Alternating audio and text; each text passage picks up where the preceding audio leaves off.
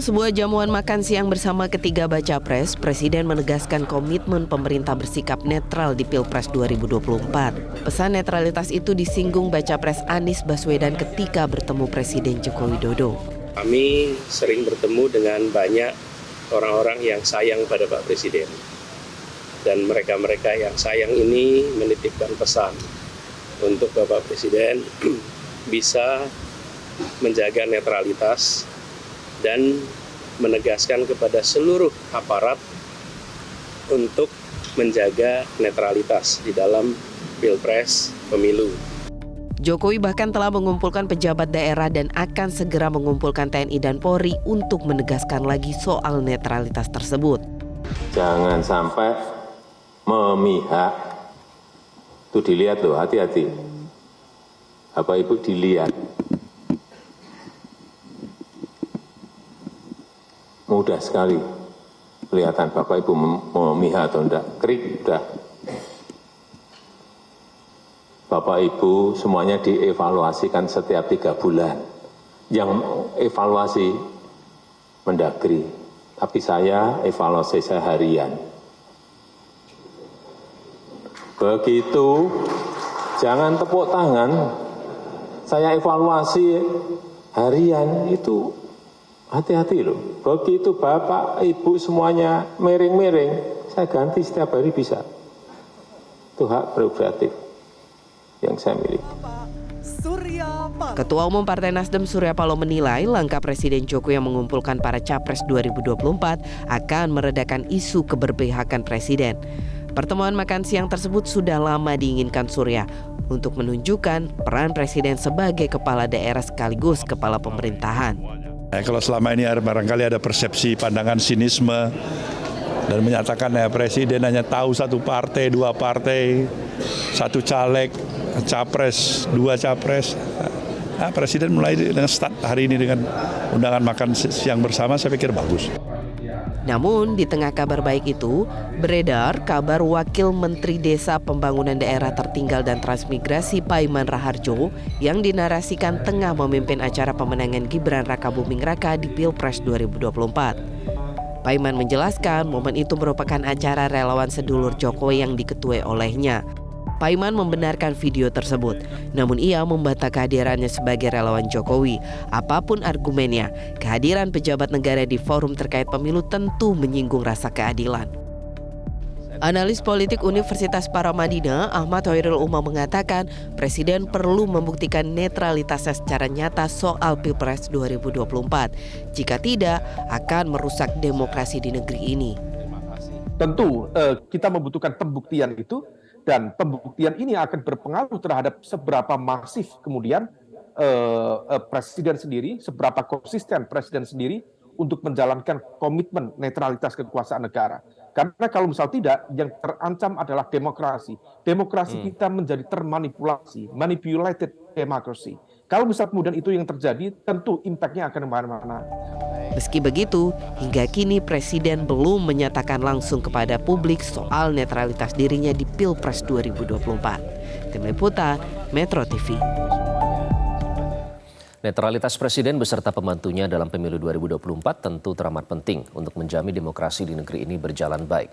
Hal ini agar tidak ada kekuasaan negara yang digunakan di Pilpres mendatang. Selain itu, berbagai fasilitas negara yang melekat di jabatan pembantu Presiden juga rawan disalahgunakan jika mereka tidak netral.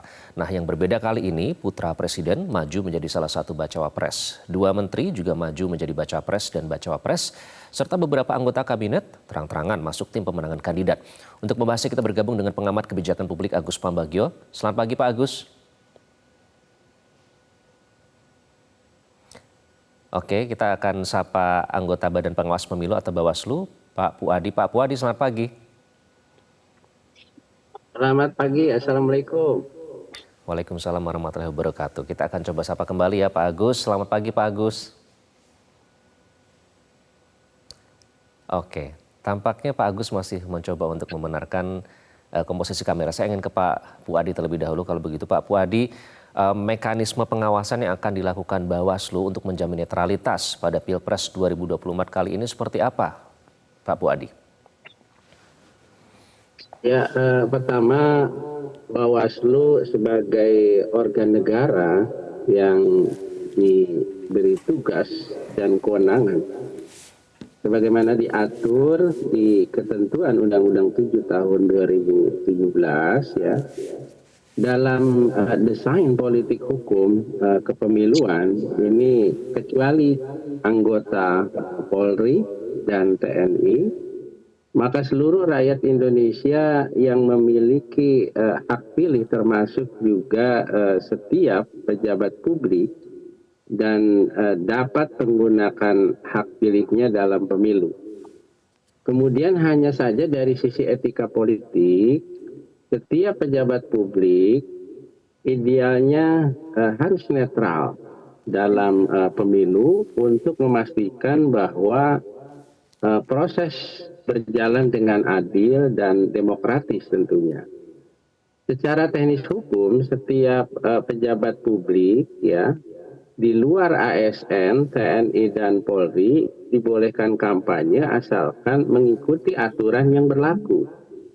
Nah, tentunya netralitas pejabat publik dalam pemilu sangat penting karena memiliki beberapa urgensi yang kemudian ini juga dalam rangka menjaga integritas pemilu, karena memang netralitas pejabat publik ini juga membantu menjaga integritas pemilu dan mencegah penyalahgunaan kekuasaan atau juga sumber daya pemerintah untuk kepentingan politik tertentu. Kemudian juga berkaitan tentang bagaimana mempertahankan keadilan, bahwa pejabat publik yang netral ini juga memastikan bahwa semua kandidat dan partai memiliki peluang yang sama. Dan untuk juga bersaing dalam pemilu yang tentunya merupakan satu prinsip dasar dalam demokrasi. Termasuk juga bagaimana mencegah kepercayaan masyarakat. Ini berkaitan tentang netralitas, membangun kepercayaan masyarakat dalam proses pemilu ketika pejabat publik menunjukkan satu netralitas masyarakat yang cenderung lebih percaya pada hasil pemilu dan sistem demokrasi itu sendiri. Dan berkaitan juga bagaimana mendorong partisipasi masyarakat.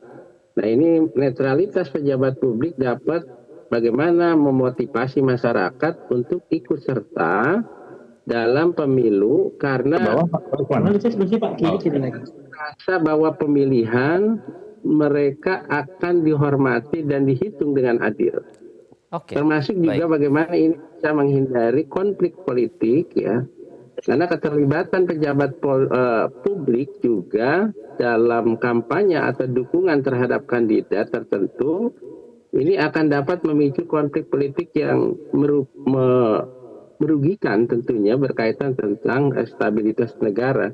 Nah, berkaitan tentang netralitas pejabat publik itu sendiri. Apalagi sudah diatur dalam undang-undang dengan jelas ya, Pak Puadi, Undang-Undang nomor 5 tahun 2014, nomor 7 tahun 2017, dan juga nomor 10 tahun 2016 tentang netralitas ASN ini. Nah, Pak Puadi, nanti saya ingin tanya, ada kemarin informasi yang beredar, Wamendes ini memimpin rapat pemenangan begitu untuk salah satu kandidat cawapres. Nanti kita akan bahas lebih lanjut. Saya ingin cek dulu Pak Agus, sudah bisa mendengar? Ya, oke. Baik, nanti akan kita lanjutkan pembahasannya. Namun kami harus jeda untuk headline news. Kami akan kembali, tetaplah bersama kami.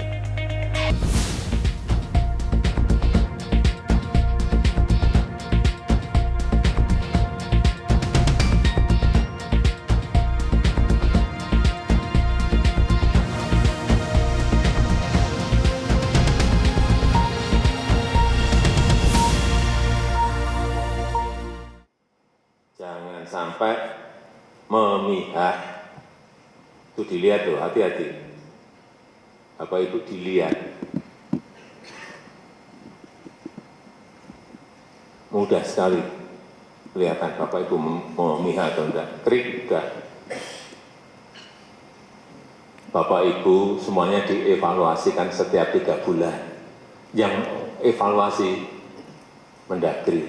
tapi saya evaluasi saya harian. Begitu, jangan tepuk tangan, saya evaluasi harian itu, hati-hati loh. Begitu Bapak, Ibu semuanya miring-miring, saya ganti setiap hari bisa. Itu hak prerogatif yang saya. Ya, itu tadi pernyataan Presiden yang meminta agar penjabat daerah untuk menjaga netralitasnya dalam Pilpres 2024 mendatang. Sudah bergabung dengan Pak Agus Pambagio, pengamat kebijakan publik. Pak Agus, selamat pagi Pak Agus. Ya, pagi Pak Agus. Ya, informasi terkini Pak Agus, kemarin Wakil Menteri Desa PDTT Pak Iman Raharjo ini memimpin rapat pemenangan untuk salah satu kandidat bacawa pres Gibran Rakabuming Raka yang merupakan anak presiden begitu. Nah, kemudian kalau kita melihat situasinya sekarang kan salah satu anak presiden maju sebagai bacawa pres, kemudian menteri-menteri juga ada beberapa yang terang-terangan menjadi tim pemenangan dari salah satu kandidat ini. Nah, bagaimana menurut Anda untuk memastikan netralitas dari presiden dan para pembantunya, para pejabat dan menteri ini? Begini, tadi sudah disampaikan oleh Pak Puadi juga semua peraturan perundang-undangannya secara lengkap. Dan itulah peraturan yang ada. Nah, kalau pertanyaan Anda ini bagaimana, menurut saya semuanya harus off saja. Ya, mau cuti kayak mau apa, tapi sebaiknya off dan mundur. Tentu ada banyak penggantinya. Tetapi sekali lagi, sekarang kan musimnya penguasa ini tidak menggunakan peraturan perundang-undangan yang ada. Jadi suka-suka. Karena contohnya suka-suka kan dengan MK. Jadi ini bisa juga begitu. Jadi sudah pakai etika saja. Karena semua peraturan yang ada pasti akan dilanggar. Sudah pasti. Lalu yang ngawasin siapa? Bawaslu. Nanti Bawaslu ngawasin, masuk pengadilan ke MK lagi. Nanti sama juga buntutnya. Jadi sekarang ini memang hukum sudah ya dilangkai secara nggak jelas, apalagi kebijakannya gitu kan. Kebijakan ada karena ada peraturan perundang-undangannya. Jadi menurut saya ya ini kalau pejabat ya harus tidak menjabat sudah. Karena untuk menjaga netralitas itu apapun alasannya. Apalagi dia menjadi juru kampanye, mencari caleg, menjadi macam-macam sudah. Tingkat menteri dan wakil menteri dan dirjen kalau perlu harus cuti atau mundur, segera diganti itu. Sejauh ini belum ada ya tanda-tanda akan mundur itu, Pak Agus. Berarti Anda sendiri tidak yakin soal netralitas presiden dan para pembantunya ini? Iya kan, presiden mengancam tadi itu, kalau itu saya catat, saya wasi tiap hari. Kan di situ artinya terjadi pelanggaran hukum. Lalu bagaimana presiden mau menindak kalau yang bersangkutan juga melanggar hukum misalnya dalam kasus MK dan seterusnya. Jadi memang agak susah sekarang, saya serahkan pada ahli hukum saja. Bagaimana nih sebagai kalau yang paling atas dalam hal ini Mahkamah Konstitusi begitu, lalu nanti siapa yang akan mengadili perkara pemilu pilkada ini? Kan semua kembali ke MK. Lalu apa yang diharapkan masyarakat untuk putusannya itu? Itu sulit. Oke, Pak Puadi, ada keraguan soal netralitas ini, Pak Puadi. Kalau Anda melihat yang terakhir itu Wakil Menteri Desa PDTT memimpin rapat pemenangan itu tuh melanggar tidak sih kalau menurut peraturan atau ini Bawaslu, tata tertib dari Bawaslu? Ya, pertama kita ada mekanisme berkaitan tentang tadi saya sudah sampaikan bahwa Bawaslu diberi tugas dan kewenangan oleh undang-undang untuk mengawasi tahapan penyelenggaraan pemilu itu sendiri. Berkaitan tentang tadi yang disampaikan ya Wakil Menteri, ini kan sebetulnya kalau rujukannya ke Undang-Undang 7 tahun 2017 ya sebagaimana diatur di ketentuan pasal 283, 282, dan 281 ayat 1. Jadi memang undang-undang itu membatasi pada kegiatan yang sifatnya itu dilakukan pada posisi di penetapan kampanye itu sendiri. Misalkan. Sebut saja misalkan kalau misalkan rujukannya di ketentuan pasal 283 Undang-Undang 7 tahun 2017 ya.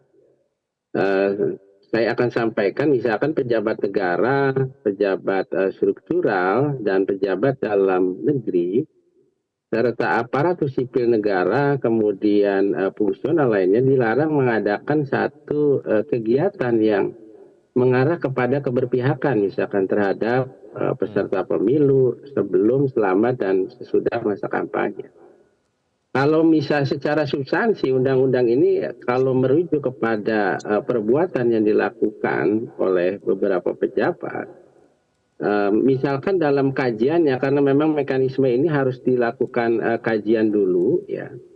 Kalaupun memang melanggar, ini undang-undang itu tidak memberikan ruang yang sifatnya punishment terhadap pasal yang sebagaimana diatur di ketentuan 83. Jadi misalkan ada pelanggaran yang kemudian tidak ada sanksinya di situ, sehingga Bawaslu memandang ya terhadap pasal yang di Undang-Undang 7 tahun 2017 ini secara operasional tidak mengatur, sehingga memang ketika ada karena memang pintu masuk penanganan pelanggaran kita mengenal istilah temuan dan laporan. Temuan itu pengawasan aktif pengawas pemilu, laporan sebagaimana diatur di ketentuan pasal Undang-Undang 7 2017 di pasal 454. Nah, ketika memang ada laporan, maka kita harus lakukan kajian. Dan itu pun harus memenuhi ketersyaratan formil material. Nah, terhadap kegiatan dan perbuatan-perbuatan terhadap pejabat publik yang kemudian keberpihakan, tidak netral dan sebagainya, ini kan bisa saja masuk ke informasi awal. Ketika ada informasi awal dari masyarakat, Bawaslu mencoba untuk menelusuri dan mendalami apakah ada dugaan pelanggaran atau tidak. Nah, kalau rujukannya di ketentuan pasal 283 tadi yang saya sampaikan ya, Bawaslu ini bisa saja meneruskan ada satu kewenangan yang bukan merupakan kewenangan Bawaslu, karena memang kita dibatasi oleh satu keran yang sifatnya harus memasuki di tahapan kampanye tersebut gitu. Sehingga ketika itu dilakukan di luar tahapan kampanye ya, sehingga kita mengenal istilah apakah ini masuk ke pelanggaran pemilu atau tidak gitu. Ketika itu tidak masuk di ruang pelanggaran pemilu, maka ada kewenangan yang memang harus diteruskan kepada undang-undang lainnya, peraturan undang-undang lainnya. Misalkan ada pejabat publik yang kemudian hal tersebut misalkan tidak netral. Memang kalau tadi yang saya sampaikan netralitasnya tidak hanya pejabat publik, apalagi ini ASN, TNI, dan Polri. Sehingga misalkan kita teruskan kepada undang-undang lainnya misalkan. Kalau misalkan itu dilakukan oleh bupati, wali kota, gubernur, maka itu harus ada pejabat yang di atasnya. Kita sampaikan misalkan pada presiden ya, kalau misalkan bupati kepada gubernur melalui presiden dan sebagainya untuk meneruskan terhadap pelanggaran hukum lainnya tersebut gitu. Sehingga jadi, memang Bawaslu tetap melakukan pengawasan melekat. Apapun kemudian juga kita juga mengajak pada masyarakat melalui mekanisme apa yang disebut pengawasan partisipatif. Agar diduga ya ketika ada informasi awal Bawaslu tetap konsisten untuk menelusuri, mendalami terhadap apa jadi yang masyarakat juga dihimbau untuk melaporkan ke Bawaslu jika menemukan dugaan pejabat negara yang tidak netral ya. Pak Agus, tadi Pak Huadi menyatakan bahwa memang ada kewenangan yang tidak dimiliki oleh Bawaslu begitu. Nah, kalau melihat ada pernyataan dari Menko Polhukam Mahfud MD yang menyatakan bahwa nanti akan cuti kalau pada saat kampanye, tapi kalau tidak ya tidak, artinya kan tidak ada urgency untuk mundur begitu. Kalau Anda memandang seperti itu bagaimana? Apakah secara etis memang tidak apa-apa, hanya cuti pada saat kampanye? Gini, saya pada posisi sekarang pesimistis soal pelaksanaan hukum ya, karena kasus MK itu. Nah, sekarang kalau ada pelanggaran tadi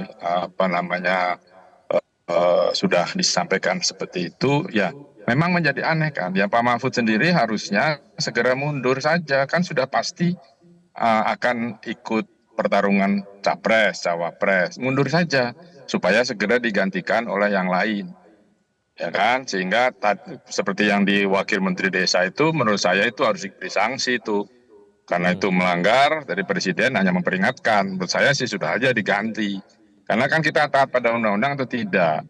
Nah, karena sekarang modelnya tidak taat pada undang-undang, ya apapun bisa dilakukan, Mas. Itu yang kasihan masyarakat. Gitu. Pasti bingung karena kita bisa lihat ini pasti brutal juga ini nanti kampanye meskipun sudah dipanggil oleh Presiden. Apalagi tadi kekuatan masyarakat untuk mengadukan, untuk melaporkan, itu tidak jelas. Kita lapor ke Bawaslu, misalnya, terus langkahnya bagaimana? Ketika masih bereret, ujung-ujungnya kan biasa pemilu itu ada di MK, itu pertanyaan saya. Kembali lagi ke situ ya. Baik, saya ingin menanyakan pertanyaan yang sama kepada Pak Puadi dan Pak Agus. Sudah ada jaminan, pernyataan dari Presiden bahwa akan menjaga netralitas dan sudah memanggil penjabat kepala daerah dan selanjutnya akan Polri dan TNI untuk menjaga netralitas. Nah, apa yang harus dibuktikan supaya memang netralitas ini terjaga pada Pilpres 2024 kali ini, Pak Puadi?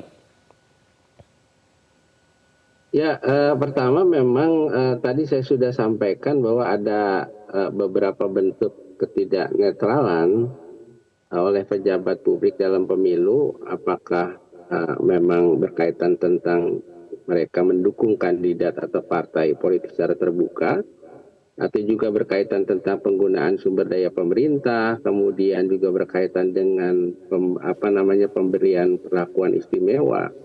Nah, kemudian ada juga yang berkaitan tentang menghalangi akses pesaing.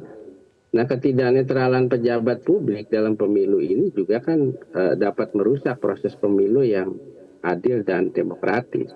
Nah, tentunya Bawaslu tetap melakukan pengawasan melekat. Ya. Tadi disinggung memang berkaitan tentang ketentuan pasal 282 ya, dan 283 tadi. Memang kalau rujukannya di Undang-Undang 7 tahun 2017 ya, memang tidak ada aturan undang-undang tersebut untuk mengundurkan diri. Karena memang di ketentuan pasal 281 ayat 1, ini juga kampanye pemilu itu yang mengikutsertakan apakah dia sebagai presiden, wakil presiden, menteri, kemudian juga gubernur dan wakil gubernur, bupati dan wali kota. Ini memang harus memenuhi ketentuan tersebut, yaitu tidak menggunakan fasilitas dalam jabatannya, ya, kecuali fasilitas pengamanan bagi pejabat negara. Ini sebagaimana ini juga menjadi sorotan ya, dalam Pak Puadi. ketentuan Sudah kami peraturan tangkap perundang-undang, poinnya, termasuk juga tidak menjalani cuti di luar tanggungan negara. Oke, saya ingin ke Pak Agus. Pak Agus singkat saja karena waktu kita terbatas. Pak Agus, karena terkait dengan fasilitas negara yang mungkin disalahgunakan jika tidak bisa menjaga netralitas, bagaimana harus menjaga ini, Pak Agus?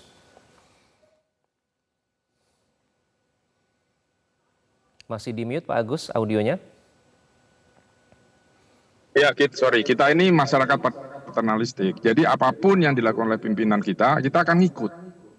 Nah, dalam kasus pemilu ini kita sudah jelas, ini banyak kawan-kawan saya yang juga sangat kecewa dan lalu apa artinya hukum. Ini yang menjadi persoalan. Jadi kalau apa yang bisa kita pegang dari presiden misalnya, mau melaksanakan, apa iya, gitu kan. Jadi semua meragukan itu. Sekali lagi, kita punya lembaga tertinggi soal keadilan, tapi itu tidak bisa apa-apa untuk membela masyarakat, kepentingan masyarakat. Jadi ya sudah. Ya sekarang saya selalu katakan kalau memang tidak mau dipakai hukum ya sudah kayak di hutan rimba saja. Itu resikonya yang kita harus tanggung sama-sama nanti. Baik Pak Agus. Terima kasih Pak Agus, Pak Puadi sudah bergabung di Selamat Pagi Indonesia. Jelajahi cara baru mendapatkan informasi. Download Metro TV Extend sekarang.